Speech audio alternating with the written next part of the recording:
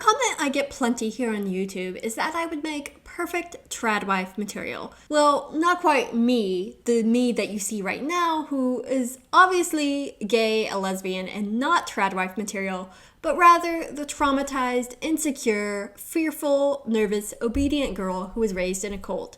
Whenever I show pictures of myself from my time growing up in a cult, people are often like to jump in the comments and say, what a loss. She would have been a perfect trad wife, but maybe not in such terms because they don't often use proper grammar or full sentences, so the comments are more generic. But if that girl who was raised in a cult is perfect trad wife material, that says a lot about the kind of men who are looking for trad wives than pretty much anything I could say, but I still have a lot to say, so don't quite leave the video yet. I have quite a few thoughts on the glorification of trad wives, and since I'm not a trad wife, I can actually use some critical thinking to explore this topic.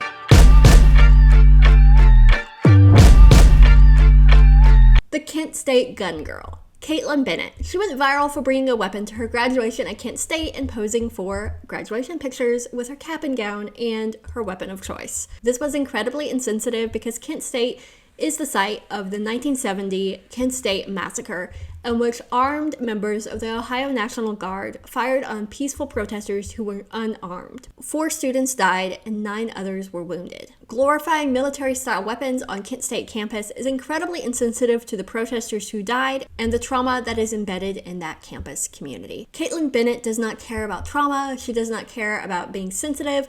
In fact, she has made her entire internet career, or I should say real-life career, being a social media provocateur or a meme, whichever you would prefer. Sometimes it's more meme-like, sometimes it's purely provocation. After going viral for those graduation photos, Caitlin set about to establish a YouTube channel called, I believe it's the Liberty Hangout. They ask people questions sometimes about American history, sometimes about public policy, and sometimes even just regular social issues, but they don't intend to ask these questions in an educational dialogue kind of wet manner. They're simply asking these questions in order to provoke outrage, make fun of people, and create a reaction that they can then make go viral. When I first saw these videos, I don't often watch them. Most of the time, I'm purely annoyed that we can't have dialogue without turning it into an internet social media clout, and good public policy does not come from viral videos. If you want to push forward your public policy, go you, but I would rather do it in a manner that we can have clear conversations across the board and actually understand where we're coming from and my view and your view instead of making fun of your view or my views. As you can imagine, I am no fan of Caitlin Bennett. While I was aware of her style and annoying videos, I did not keep up with her personal life. I knew nothing about her religious background. I knew nothing about who she was dating, married, whether she had kids, her parents. I knew nothing. And I was perfectly happy to be kept in the dark until last year, when a video of Caitlin Bennett espousing Catholicism landed on my Twitter. And this video went viral because not only was it espousing Catholicism, it was sharing her pregnancy announcement. And I was surprised. I didn't know Caitlin Bennett was an atheist. I didn't know anything about her. And I was curious why she converted to Catholicism, so I watched some of the video. Some things stood out to me. Her reasoning for Catholicism was divorced from historical reality. She claimed that Catholicism goes all the way back to the time of Jesus Christ, when it historically does not. And it was very clear that she had not gotten a balanced view of Protestantism versus Catholicism, and being raised Baptist, you can tell I have some views on the Catholic Church that Catholics might not like, and so I just thought it was interesting that she apparently didn't talk to anyone who is well informed on Catholicism outside of Catholicism. But that was not my only view. Like, I'm not anti-Catholic. And Catholicism can be a beautiful religious tradition that sparks intellectualism, spirituality, and healthy lifestyles. For example, one of my favorite Catholics is J.R.R. Tolkien. Wonderful. The Kennedys, also Catholic. Lots of Catholics. But it was just very interesting to me the reasons that Caitlin Bennett said that she espoused Catholicism. Caitlin Bennett was not espousing mainstream Catholicism by any stretch of the imagination. Instead, she was promoting a very traditional, high-mass, Latin-based Catholicism that veered on Catholic propaganda. This stood out to me because in late 2021, Instagram began to promote a lot of trad Catholics into my feed. These are people who embrace traditional Catholicism. You may see a woman wearing a veil in a Catholic ceremony. They do a different form of mass, and they in general seem to view other Catholics as not as devout or actually espousing Catholicism in the way that it is intended. They vocally disagree with pro-abortion Catholics and promote taking communion away from people like Joe Biden and Nancy Pelosi, and celebrate a very, very old-fashioned Catholicism that it can be exclusionary to people in other walks of life. I was really surprised when this content showed up in my feed because I have no relationship to Catholicism. As I said, I was raised Baptist. I'm not Catholic by any stretch of the imagination. None of my family is Catholic. But I noticed it did show up in my feed as I started talking about leaving high demand religion, and the contrast for me sharing my abusive childhood and what I endured, and these people promoting high demand Catholicism was very noted, and I ended up having to actually tell Instagram to block a lot of these accounts because I was really exhausted with seeing the promotion of a religious lifestyle that has a responsibility on women that is unhealthy. Many of the topics and conversations these influencers were promoting was marketed as quirky, wholesome family content. It was red flags for me, who grew up in a toxic, high-demand religion, and it used many of the same language and content styles as what I grew up as. But Bennett began to publicly embrace that kind of lifestyle in her video. Not only did she embrace this high form of Catholicism, but she used it to contrast modernity and equality in our society and to drag equality as a negative and to embrace Catholicism as the antidote to LGBTQ equality, feminism, and modern rights that many of us embrace. And I'm not making this up. This is directly taken from her video where she announced her conversion to Catholicism. One of the defining moments where I realized I was wrong was learning that pride was the worst of the 7 deadly sins. Pride Month has always been toxic, predatory, and perverted, even from a secular point of view. It is not a coincidence that a lifestyle ingrained in depression, suicide, sinful behavior, and regret is given the title of the most deadly sin and then forced down our throats by every major corporation and social media platform and then targeted to child audiences. That doesn't happen by coincidence. Caitlin Bennett's progression from internet meme to provocateur to Catholic church wife, it's not abnormal. It's not unusual at all. In fact, it is deeply rooted in patriarchy, history, and alt-right intentions.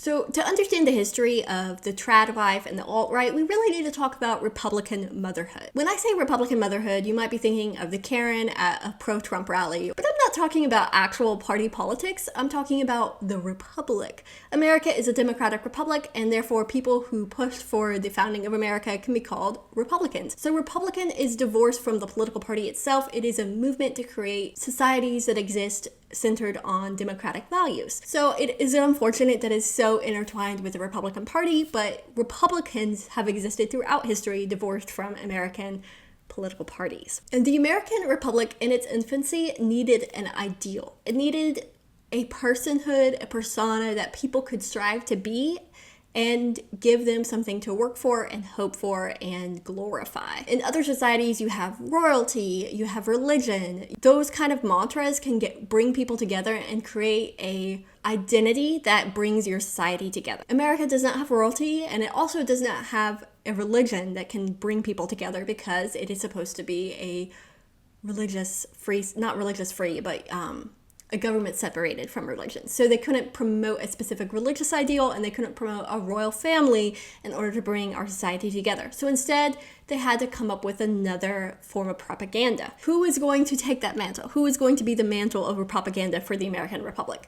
It can't be the American farmers. Early on in the American Republic, the farmers rebelled. They protested the whiskey tax, and there was a violent rebellion that was put down by George Washington as president. So it's not going to be the American farmer. It can't be the American gentleman landlord because there's already tensions between farmers and landlords are adjacent to the aristocratic model of Europe, of nobility, and as you can see, it's happening adjacent to the American Republic. You have France overthrowing their aristocracy and nobility. So very unwise ideal to glorify the American aristocracy. Even though the American aristocracy has always existed, that's another tangent.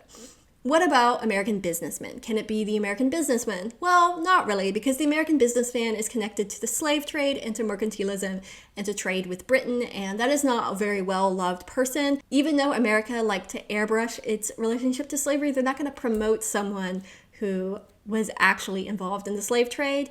They exist, they're very much a part of American politics, they're interwoven in the fabric of American identity, but they're not going to be the forefront of American propaganda. So who is going to be the forefront of American propaganda?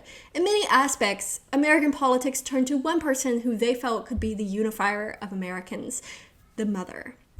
The American mother harkens back to the ancient period of Greek and Roman society where mothers were idealized in a way that trickles down to the Americas. That kind of ideal of a mother who pushes her political sons forward, who encourages them to be virtuous politicians, copied over to the American Republic. Who were the primary caretakers of American children?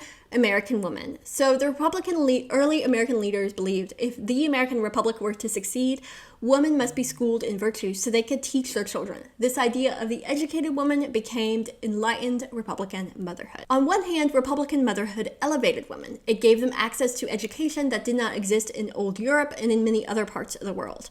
But it also put women in a box. Their education and enlightenment existed only to prop up the men in their lives. They existed to train their children, never to work outside the home, never to engage in actual public policy, and they existed to be the virtue carriers of the American ideal.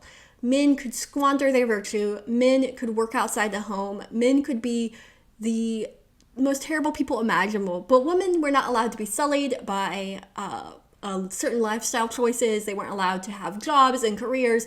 They could be educated and raise their children and be an accessory to their husband in a valuable way as a counselor companion, but not as a person with the right to vote, or as a person with the right to own businesses or own land, or the civil process of governing America. They were more of the aesthetic of governance rather than the actual process of governance. It actually is really interesting to me that I'm talking about this topic on the heels of the House of the Dragon episode. Rhaenys and Alicent Hightower have an incredible conversation in which Rhaenys Velaryon pushes back against the notion that women are to be those who push men to virtue and those who push men to succeed, and that women themselves can rule. We do not rule, but we may guide the men that do. Gently, away from violence and sure destruction, and instead toward peace. That is Republican motherhood at its core. Alicent Hightower is the ideal Republican mother. If she existed in real history and the founding fathers knew about her, they would have written about her praising her, just as they did praise the women of Rome and Greece who sacrificed for their sons and husbands. Vision Forum, Patrick Henry College, Wall Builders. All of those are organizations that have created a generation of far-right families, and all of them, while they differ on certain theology and how everything is to be led in the home and relationships with your children and relationships with the world, almost all of them have one thing in common, is that they subject women to a very strict definition of feminism. A feminism that allows them to be educated, but not to use their education outside of the home. Some of these organizations can be considered strange or quirky. Others have a very large grip on American politics. For example, the founder of Wall Builders, David Barton, was the Republican Party chairman for the Texas State Republican Party. Huge influence on Texas state politics, which is just one representation of someone who had political influence. Many of these organizations have national influence. I see many people tie the trad wife movement together with fascism and Nazism. I understand the desire to do that. I understand the impulse to do that.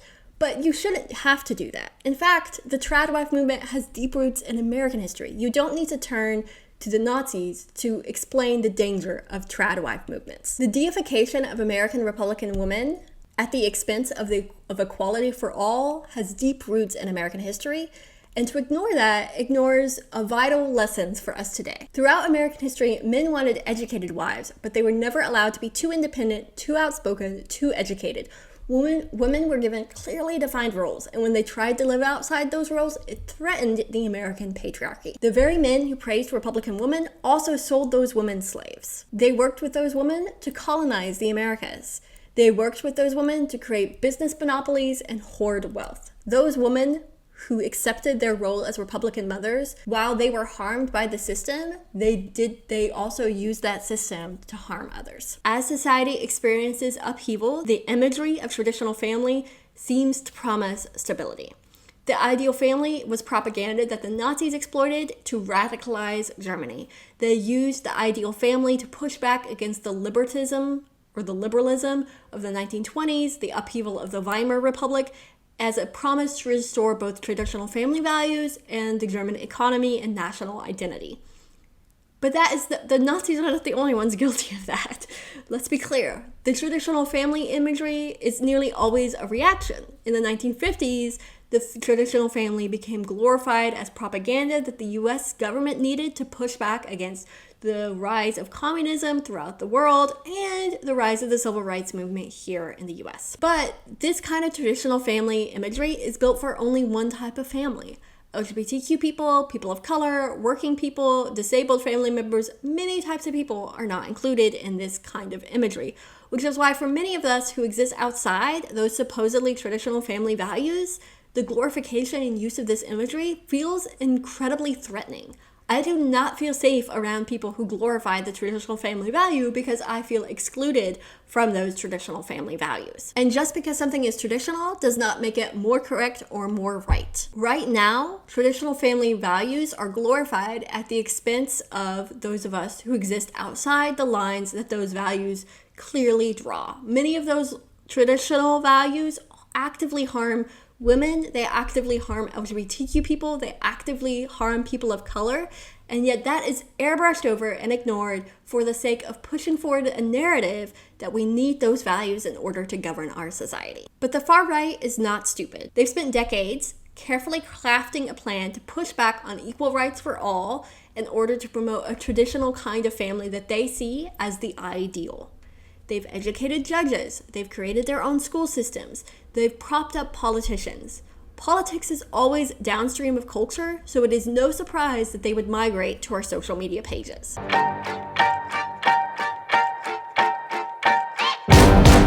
What I've noticed is this takeover of the cottagecore space by those who wish to promote a value system that does not embrace equality for all. And I'm saying that in the nicest way I possibly freaking can. I think you should watch Fun Day Friday's recent video on Kelly Havens. Great example of this kind of influencer who uses their platform to promote a seemingly erratic embrace of religion, but that embrace of religion also means someone who does not support LGBTQ equality, casually supports racism, and would not be welcoming of all at their church. Perhaps you follow an Instagrammer for their cottagecore aesthetic, the fact that they make homemade bread, they seem to be really chill and really cool, but you might notice that they heavily critique the use of birth control. They say it causes an imbalance to your hormones or causes reliance on big pharma, and it's just not good for you. So let's do natural family planning instead. So you agree. Healthcare should be free and pharmaceuticals can be exploitative. Actually, we don't agree because they're not criticizing big pharma and exploitations because it hurts consumers or it is not good for the market and a healthy free market. They're not criticizing big pharma for the reasons you or I are criticizing big pharma. They are criticizing the use of birth control because they believe women shouldn't have the freedom to have sex outside of marriage and then use birth control. Not only do they criticize birth control because they think women shouldn't use it, but they're going to then go vote for politicians who want to ban birth control. Encouraging you to use natural family planning and avoiding birth control is all part of a narrative that birth control is unnecessary and one day it should be illegal. And I'm not joking about this. There are actual politicians out there who have said that they want to ban IVF and ban birth control. There are people who've said, oh, you don't want to have abortions? Just don't have sex. There is a movement, it's especially subtle, it's innocuous, it seems innocent, of people who platform their marriage as an alternative to LGBTQ lifestyles. They want to promote a life that seems fine. There's no reason it needs to counter LGBTQ people, but they do not view their life as compatible with a secular society. And therefore, they will use their platform to showcase their lifestyle and eventually encourage their audience to also believe that their religion is not compatible with a secular society. We're seeing this happen every day on social media. The anti-LGBTQ discourse is now openly calling for fascism as an answer to civil liberty and equality. They feel threatened by the existence of secular society. They feel emboldened to actively hate on feminism. I've gotten comments telling me that we should repeal the 19th Amendment because my views are not cohesive with their society, and therefore I should not be given the right to vote for what will benefit me and others. Actual politicians are banking on the support of these kind of people to advocate for bans on reproductive health care. These are not hypotheticals. Caitlin Bennett is not the only provocative right-wing voice that has suddenly turned to religion to embrace their values and policy ideals. One of my favorite people to roll my eyes out, Milo Yiannopoulos. He has embraced religion. He has become ex-gay, which is not a thing you can be, but he has become ex-gay as part of his movement to shed his gay persona past and embrace a fascist religious view of the United States. Religious liberty is deeply important in the US. It is intrinsically needed for an ethical, free society. Those of us who believe in both equality and our faith should be completely valid. And many of us can believe in equality and not have a personal faith and believe in religious liberty for all. That is completely valid. Religion, motherhood, your family, marriage, your religion does not belong to the far right. We cannot allow them to claim our intrinsic values as human beings as possessions of the far right, because they don't belong to them and they never have.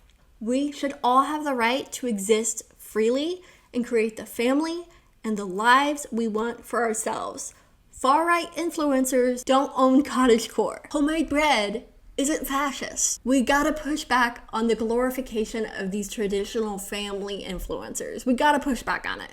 It is perfectly fine to call out these influencers for their homophobia and bigotry. I am proud of anyone who has ever contacted a brand for working with these influencers, because these influencers should not be platformed. Not only should they not be platformed, but we do not have to pay attention to them. We don't have to support them. We don't have to like, follow, or even hate comment on them. The best way, the very best way to push back against these people is not commenting on a Reddit thread exposing them. It's fun to do that, but they don't really care about that. What they do care about is your right to vote.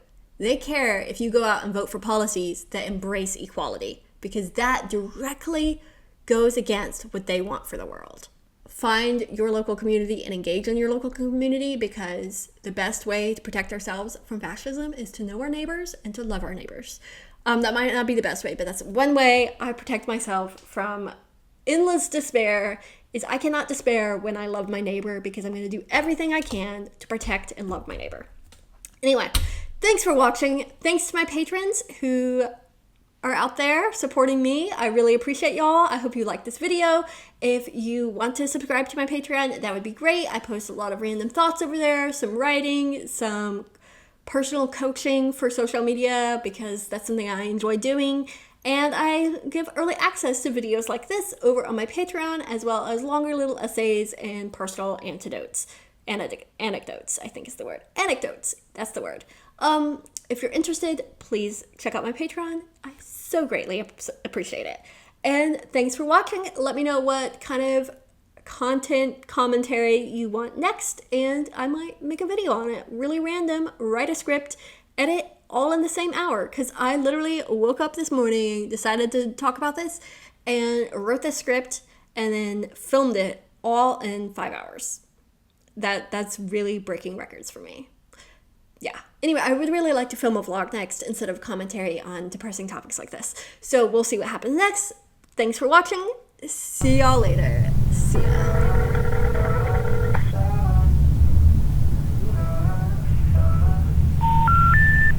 We're sorry. You have reached a number that has been disconnected or is no longer in service.